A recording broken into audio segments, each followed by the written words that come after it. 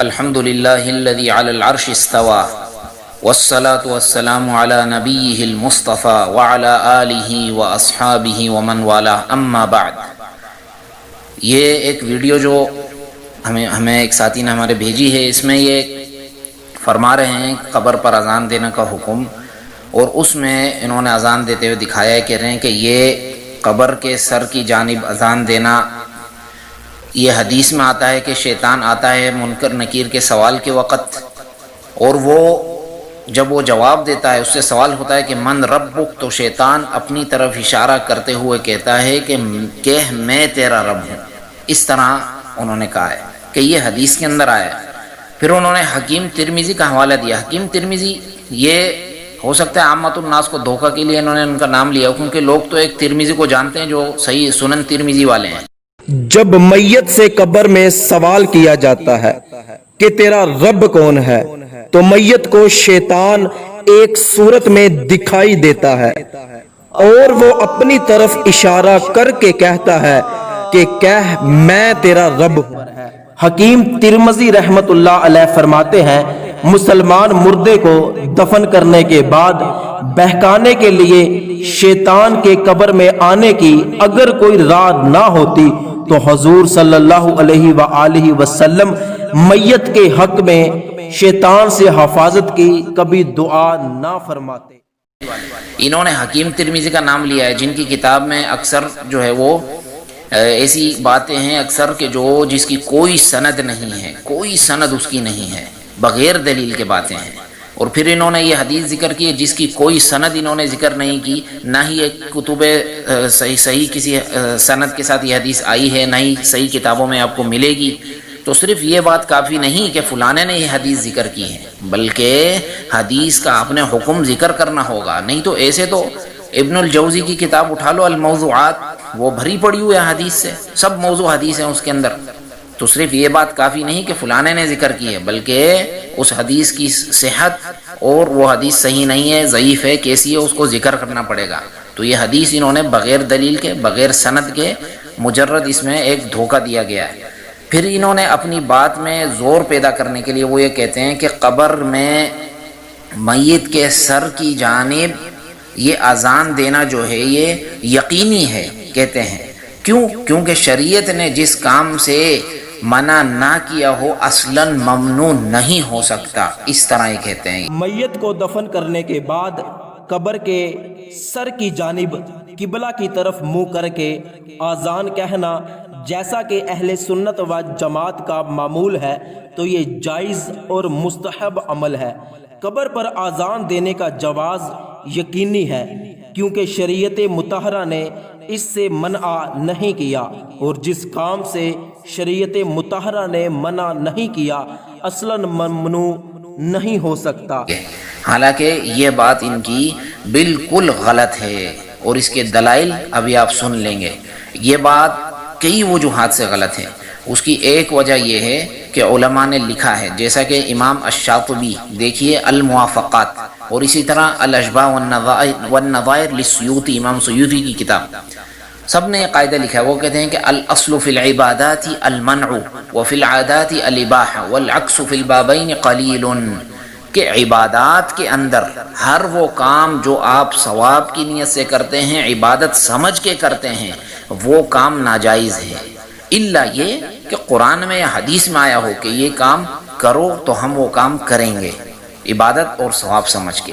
اور عادات جو ہیں والاصل فی العادات الاباحہ، کہ عادات کے اندر اصلاً کوئی چیز منع نہیں ہو سکتی۔ تو یہ جو آپ نے کہا ہے کہ جس چیز سے شریعت نے منع نہ کیا ہو وہ منع نہیں ہو سکتی، تو اس سے مراد عادات ہیں، کہ لوگوں کی عادات ہے۔ آپ قمیص شلوار پہنتے ہو، وہ سعودی عرب میں چلے جاؤ تو وہ توپ پہنتے ہیں، آپ دوسرا کھانا کھاتے ہو وہ دوسرا کھانا کھاتے ہیں، آپ کے خرید و فروخت کے وہ جو ہے عادات کچھ اور ہیں، دوسرے لوگوں کے کچھ اور ہیں۔ تو یہ عادات جو ہیں اس میں الاصل هو الاباحہ، کہ یہ آپ کرو، یہ منع نہیں ہو سکتا۔ لیکن عبادت آپ کرو گے تو آپ کو دلیل لانا پڑے گی کہ یہ اللہ کا حکم ہے، یہ نبی کا حکم ہے صلی اللہ علیہ وسلم۔ پھر آپ یہ کہتے ہیں کہ یہ مستحب عمل ہے، جیسا کہ اہل سنت والجماعت کا یہ معمول ہے۔ کہاں اہل سنت والجماعت؟ کہاں کون سے اہل سنت آپ بیان کر رہے ہیں؟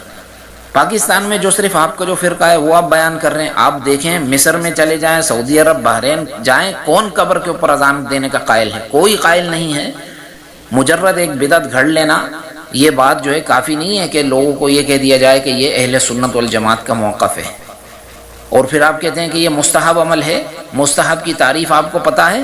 اہل اصول نے جو اس کی دو تعریف کی، تعریف بالحقیقہ، تعریف بالحکم. تعریف بالحقیقہ اس کی یہ ہے کہ حقیقت اس کی ہے کہ ما امر به الشارع امرا غیر جازم، کہ وہ کام کہ جس کا شارع علیہ السلام نے، نبی علیہ السلام نے حکم دیا ہو لیکن جزم اس پر نہیں کیا ہو، سختی اس پر نہیں کی، تو وہ مستحب عمل ہوتا ہے.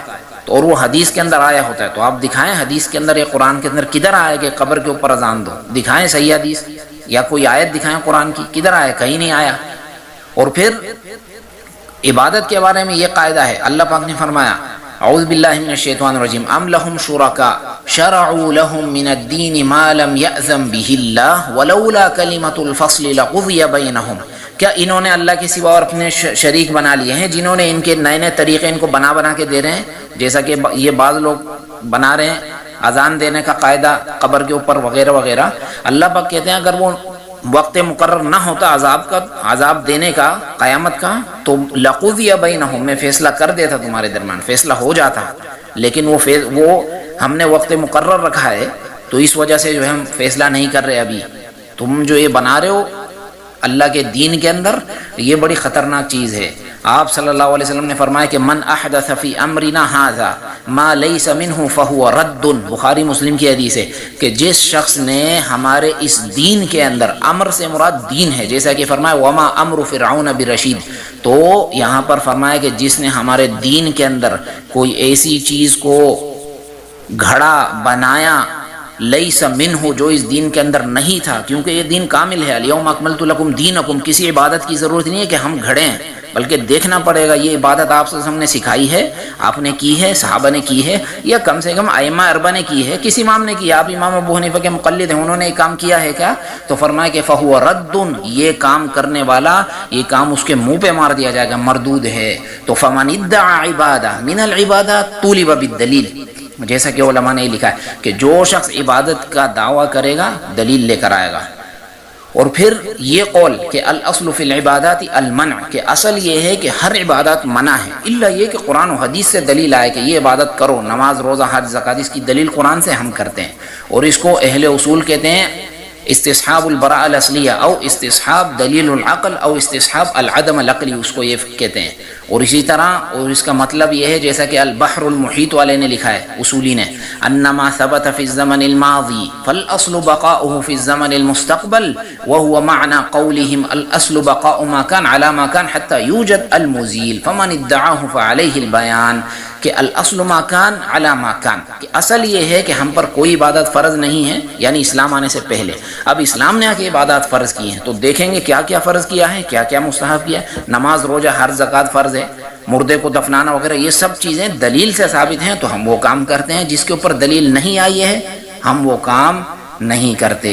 تو یہ قاعدہ جو آپ نے ذکر کیا بالکل غلط ہے. اور اسی طرح الاصل فی العبادات المنع، یہ بہت سارے علماء نے ذکر کیا ہے.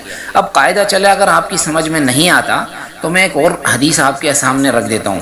ایک اثر عبداللہ ابن مسعود ہے، کیونکہ آپ نے کہا ہے کہ جس چیز سے شریعت نے منع نہیں کیا وہ منع نہیں ہو سکتی. تو اس حوالے سے میں عبداللہ ابن مسعود کی روایت جو سنن الدارمی میں ہے میں وہ آپ کے سامنے رکھتا ہوں. سنن الدارمی میں عبداللہ ابن مسعود سے بالکل صحیح ان سے جو ہے یہ اثر مروی ہے. آپ دیکھ سکتے ہیں کہ وہ آئے اور مسجد میں انہوں نے دیکھا کہ بعض لوگ حلقے بنا کر بیٹھے ہوئے ہیں، نماز کا انتظار کر رہے ہیں، ایک ساتھ بیٹھے ہوئے ہیں، 6-7 افراد مثلا 10 افراد، اس کو حلقہ کہتے ہیں کہ ایک ساتھ گول دائرے میں یا اس طرح بیٹھ جانا. المہم وہ لوگ مسجد میں بیٹھے ہوئے تھے اور ایک ان کا امیر صاحب تھا. امیر صاحب بیٹھے ہوئے تھے، امیر صاحب ان کو کہتے تھے کہ سبحوا 100 بار سبحان اللہ پڑھو، اور ان سب کے ہاتھوں میں 100 چھوٹی چھوٹی کنکریاں تھیں، چھوٹے چھوٹے پتھر، جس سے وہ یہ تسبیحات گنا کرتے تھے.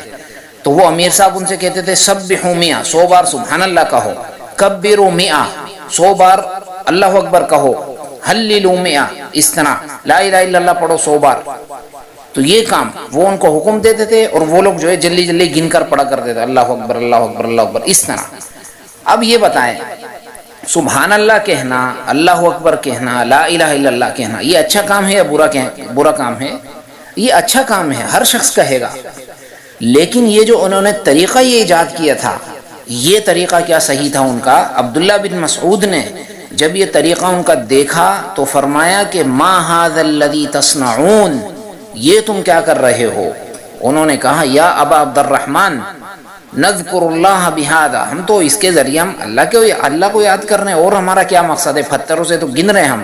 آپ نے فرمایا کہ عدوا سیئاتکم، اپنے گناہ گنو، یہ 100 بار کریوں پہ جو تم تسبیحات پڑھ رہے ہو اس پہ اپنے گناہ گنو۔ کیوں؟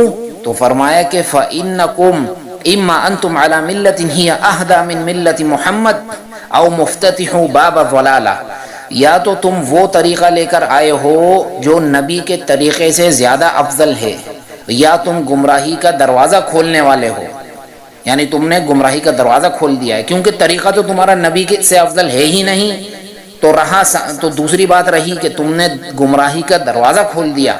تو انہوں نے کہا کہ یا ابا عبد الرحمن ما اردنا الا الخیر، اے ابو عبد الرحمن، یعنی عبداللہ بن مسعود سے انہوں نے کہا کہ ہمارا ارادہ تو خیر کا ہے، اس سے ہم تو اللہ ہی کو تو یاد کر رہے ہیں، اور کیا کر رہے ہیں؟ سبحان اللہ ہی تو پڑھ رہے ہیں، اللہ اکبر ہی تو پڑھ رہے ہیں۔ تو انہوں نے کہا کہ وَكَم مِّن مُرِيدٍ لِلْخَيْرِ لَن يُصِيبَهُ، کہ کتنے ہی لوگ ہیں جو نیکی کا ارادہ کرتے ہیں، اچھے کام کا، لیکن وہ اچھا کام ان کو نہیں ملتا، اس کا ثواب، اس خیر کو نہیں پہنچتے۔ تو اب آپ اس حدیث میں اس اثر پر آپ غور کریں، اگر آپ کی بات کو صحیح مان لیا جائے کہ جس چیز سے شریعت نے منع نہ کیا ہو وہ منع نہیں ہو سکتی، تو پھر عبداللہ ابن مسعود نے ان کو کیوں منع کیا یہاں پر؟ حالانکہ شریعت نے کہاں منع کیا ہے کہ تسبیحات جو ہے گنو مت 100 بار؟ کس نے منع کیا؟ آپ صلی اللہ علیہ وسلم نے منع کیا، اللہ نے کہیں بھی منع نہیں ہے، تو پھر عبداللہ ابن مسعود نے کیوں منع کیا؟ تو پتہ یہ چلا کہ عبادات کے اندر اصل یہی ہے کہ کوئی عبادت آپ کرو گے تو قرآن سے حدیث سے صحیح سری آپ کو دلیل لانا پڑے گی، صحیح سری، قیاس نہیں چلے گا یہاں پر، اور اگر دلیل نہیں ہوگی تو پھر وہ عبادت بدعت ہوگی۔ جیسا کہ وہ المفید فی قواعد التوحید دکتور طارق، انہوں نے لکھا ہے کہ العبادت ما کان واجبا او مستحبا وما سوا ذلك فهو شرک او بدعت، عبادت وہ ہوتی ہیں جو واجب ہو یا مستحب ہو، اس کے علاوہ جو بھی ہو یا تو وہ شرک ہے یا بدعت ہے۔ واجب کیا ہوتا ہے؟ واجب وہ ہوتا ہے کہ اس کی تعریف بالحقیقہ اس کی یہ ہے کہ ما امر به الشارع امرا جازما، کہ جس کا آپ صلی اللہ علیہ وسلم نے مضبوط جزم کے ساتھ حکم دیا ہو، یہ واجب ہوتا ہے، جیسے نماز 5 نمازیں، اور اسی طرح جس چیز کا آپ صلی اللہ علیہ وسلم نے جزم کے ساتھ حکم نہ دیا ہو وہ مستحب ہوتا ہے، جیسا کہ دائیں قدم مسجد کے اندر داخل کرنا، مسواک کرنا وغیرہ وغیرہ، کرو گے تو ثواب، نہیں کرو گے تو گناہ نہیں۔ تو یہ ہوتا ہے واجب اور مستحب۔ اس کے علاوہ اگر کوئی چیز ہے تو وہ دکھاؤ اس پر یا قرآن و حدیث سے دلیل ہوگی یا نہیں ہوگی تو ٹھیک، صحیح سری دلیل نہیں ہوگی تو وہ کام اس کے کرنے والے پر، اس کے منہ پر وہ مردود ہیں۔ من عمل عملا لیس علیہ امرنا فہو رد، من احدث فی دیننا ھذا ما لیس منہ فہو رد۔ یہ کتنی واضح حدیث ہیں کہ ہمارے دین میں نئی چیزیں نہ نکالو، کل بدعت ضلالہ، ہر بدعت گمراہی ہے، چاہے وہ کام بھلے وہ مشروع ہی کیوں نہ ہو۔ اب آپ بتائیں، نماز پڑھنا، نفلی نماز پڑھنا اچھا کام ہے یا برا کام ہے؟ اچھا کام ہے، لیکن اب طلوع فجر کے بعد آپ روزانہ 6 نوافل پڑھنا شروع کر دو تو یہ بدعت ہو جائے گا۔ کیوں؟ کیونکہ آپ صلی اللہ علیہ وسلم نے فرمایا کہ لا صلاۃ بعد الفجر الا رکعتي الفجر او لا صلاۃ بعد الفجر الا سجدتين، جیسے دوسری حدیث میں آیا، آپ صلی اللہ علیہ وسلم نے طلوع فجر کے بعد نماز سے منع کیا، الا وہ فجر والی نماز پڑھیں، آپ سنت پڑھیں، فجر والی نماز پڑھیں، تحیۃ المسجد مسجد کے اندر پڑھتے ہیں تو پڑھیں، کبھی کبھی 2 رکعت زیادہ پڑھ لیے تو پڑھ سکتے ہیں، لیکن روزانہ کوئی شخص جا کر 6 رکعت طلوع فجر کے بعد پڑھتا ہے اور کہتا ہے کہ یہ اچھا ہی تو کام کر رہا ہوں، نفلی عبادت ہی تو کر رہا ہوں، اور کیا کر رہا ہوں، تو یہ بدعت ہو جائے گی۔ کیوں؟ دیکھیے ایک تو اس قاعدے کی وجہ سے جو میں نے بیان کیا آپ کو، دوسرا کیونکہ یہ آپ صلی اللہ علیہ وسلم کا طریقہ نہیں ہے کہ روزانہ کوئی شخص جا کے 6 رکعت 10 رکعت طلوع فجر کے بعد پڑھے۔ سعید ابن المسیب نے ایک شخص کو دیکھا کہ طلوع فجر کے بعد نوافل میں لگا ہوا ہے، لمبی لمبی نمازیں پڑھ رہا ہے، رکوع سجود۔ کہا کہ یہ تم کیا کر رہے ہو، یہ کام نہ کرو۔ اس نے کہا ایعذبنی اللہ علی صلاۃ، کیا اللہ مجھے نماز پڑھنے پر عذاب دیں گے اللہ مجھے؟ تو سعید ابن المسیب جن کے والد اور دادا صحابہ میں سے ہیں، سعید ابن المسیب من افقہ التابعین، بہترین فقیہ تابعی ہیں، وہ کہتے ہیں کہ اللہ تمہیں نماز پر نہیں لیکن نبی کی سنت کی مخالفت پر تمہیں عذاب دیں گے، کیونکہ یہ تم نبی کی سنت کی مخالفت کر رہے ہو۔ کیونکہ نبی کی سنت یہ تھی کہ طلوع فجر کے بعد آپ صلی اللہ علیہ وسلم 2 رکعتیں اور وہ بھی چھوٹی کر کے پڑھا کرتے تھے کہ جلدی سے۔ عائشہ رضی اللہ عنہ فرماتی ہیں کہ مجھے ڈر ہوتا تھا کہ فاتحہ بھی پڑھیے کہ نہیں پڑھی، یعنی اتنی جلدی آپ صلی اللہ علیہ وسلم پڑھ دیا کرتے تھے سنتیں، اس کے بعد جا کے فجر کی نماز پڑھایا کرتے تھے۔ تو یہ عبداللہ ابن مسعود والی حدیث پر ذرا غور کریں، اس روایت پر۔ اور پھر اللہ پاک نے قرآن میں فرمایا سورہ قصص میں وَمَنْ أَضَلُّ مِمَّنِ اتَّبَعَ هَوَاهُ بِغَيْرِ هُدًى مِنَ اللَّهِ إِنَّ اللَّهَ لَا يَهْدِي الْقَوْمَ الظَّالِمِينَ۔ اس شخص سے بڑا گمراہ اور کون ہو سکتا ہے جو اپنی خواہشات کا پیروکار ہے بغیر کسی دلیل کے، بغیر ہدا کا مطلب ہدایت بھی ہے، دلیل بھی آتا ہے کہ اس پہ کوئی دلیل نہیں ہے، لیکن یہ جو ہے وہ پڑا ہوا ہے اس کے پیچھے، تو اللہ ظالم لوگوں کو ہدایت نہیں دیتا۔ اور بدعت جو ہے یہ بڑا گندا کام ہے دین کے اندر۔ الترغیب و ترہیب میں امام المنذری نے اور معجم الاوسط میں بھی یہ ہے حدیث فرمایا کہ ان اللہ حجب التوبۃ عن کل صاحب بدعۃ حتی یدع بدعتہ، اللہ نے بدعتی سے توبہ کو بھی روک لیا ہوتا ہے، کیونکہ جو بدعتی انسان دین کے اندر بدعت نکالتا ہے اللہ اس کو توبے کی توفیق بھی نہیں دیتا یہاں تک کہ وہ مر جاتا ہے۔ ایک زناکار انسان وہ توبہ کر لیتا ہے کیونکہ زنا کو وہ گناہ سمجھ کر کرتا ہے، کل کو توبہ کر لیتا ہے، لیکن بدعتی انسان بدعت کرتے ہوئے اس کو دین سمجھتا ہے تو اس کو توبہ کی توفیق نہیں ملتی اور اسی پر اس کی وفات ہو جاتی ہے، تو اس کی آخرت خراب ہو جاتی ہے۔ تو یہ ہوتی ہے بدعت۔ اب کوئی یہ نہ کہہ دے کہ ہمیں بدعت کا معنی، اکثر لوگ کہتے ہیں کہ بھائی تم بھی تو نئی چیز ہو، یہ اب ہم کیا کریں، اب کوئی شخص اتنی جہالت کو پہنچ جائے، کیونکہ بدعت سے مراد ہر نئی چیز جو ہے وہ لغت کے اندر ہے، شریعت کے اندر بدعت وہ ہے کہ جو کام آپ کریں اور اس کو آپ ثواب سمجھ کر کریں، عبادت سمجھ کر کریں۔ مسجد کے اندر آپ نے مائک لگایا ہوا ہے، پنکھا لگایا ہوا ہے، ہم نے کب کہا ہے کہ مائک لگاؤ گے تو ثواب ملے گا، پنکھا چلاؤ گے تو ثواب ملے گا، نہیں چلاؤ گے تو گناہ ملے گا؟ ہم نے کہا ہے کیا؟ وہ تو ایک عادت کے طور پہ آپ نے اپنی ٹھنڈک کے لیے پنکھا لگایا ہوا ہے، آواز کے لیے مائک آپ نے لگایا ہوا ہے، تو وہ اس لیے لگایا ہوا، ہم نے عبادت سمجھ کر نہیں لگایا ہوا۔ اگر کوئی شخص یہ کہتا ہے کہ یہ مائک میں نے اس لیے لگایا ہوا ہے کہ اس کے لگانے میں ثواب ہے، یہ عبادت ہے، تو یہ بدعت ہو جائے گا۔ ہم نے مائک کے لگانے کو عبادت تھوڑی کہا ہے، صفیں بچھانے کو ہم نے عبادت تھوڑی کہا ہے، تو وہ عبادت نہیں ہے، بلکہ بدعت وہ ہوتی ہے کہ دین کے اندر ہر نیا کام کہ جس میں قرآن و حدیث میں دلیل نہیں، آپ وہ نیا کام کرو اور اس کو عبادت سمجھ کر کرو، ثواب سمجھ کر کرو، تو یہ بدعت ہوتی ہے۔ جیسا کہ فرمایا، جیسا کہ قواعد والوں نے لکھا ہے کہ کل عمل کل فعل وجد سببه فی زمن النبی صلی اللہ علیہ وسلم ولم يفعله ہوا، کہ ہر وہ کام جس کا سبب آپ صلی اللہ علیہ وسلم کے زمانے میں موجود تھا لیکن آپ صلی اللہ علیہ وسلم نے وہ کام نہیں کیا، ففعله لنا لا يجوز، تو ہمارے لیے اس کام کا کرنا ناجائز ہے۔ اور بعض نے کہا ہے ناجائز سے مراد بدعت ہے، کیونکہ نیا کام ہم نکال رہے ہیں دین کے اندر۔ اگر یہ کام اچھا ہوتا، لو کان خیرا لسبقونا الیہ، اگر یہ اچھا کام ہوتا تو وہ کرتے۔ آپ صلی اللہ علیہ وسلم حکم دیتے کہ قبر پر اذان دو، ابو بکر حکم دیتے، عمر کرتے، عثمان، علی، کوئی تو کرتا صحابہ میں سے، کسی نے بھی نہیں کیا۔ ایک کتاب سے یہ جو ہے وہ آپ کو شاید خطا لگ گئی ہے، تو انسان کو خطا ہوتی رہتی ہے، خطا پر انسان کو جو ہے وہ جب پتہ چل جائے کہ میری بات غلط ہے تو انسان کو رجوع کر لینا چاہیے، بجائے اس کے کہ اس پہ انسان اور اڑ جائے۔ اللہ رب العالمین سے دعا ہے کہ ہم سب کو قرآن و حدیث پر عمل کرنے کی توفیق عطا فرمائے۔ وما علینا الا البلاغ المبین۔